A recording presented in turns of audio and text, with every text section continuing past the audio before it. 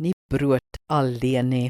Matteus 4 vers 4 sê, maar hy antwoord, daar staan geskryf, van brood alleen sal die mens nie leef nie, maar van elke uitspraak wat uit die mond van God kom.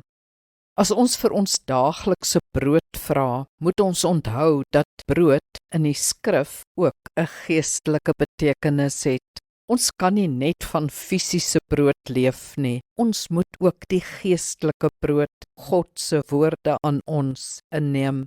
Jesus sê, hy is die brood van die lewe, wat lewe gee. By die nagmaal breek ons nie net fisiese brood nie, maar word versterk deur die liggaam van Christus, wat vir ons gebreek is. Vra en ontvang dus jou fisiese brood, eet dit en geniet dit. Bid egter ook dat God se woord in jou hart sal ingaan en jou gees voed. Ons bid graag vir kos, klere, bewaring en seën, maar het selde tyd om die woord in te neem. Eet die woord en jou siel sal lewe.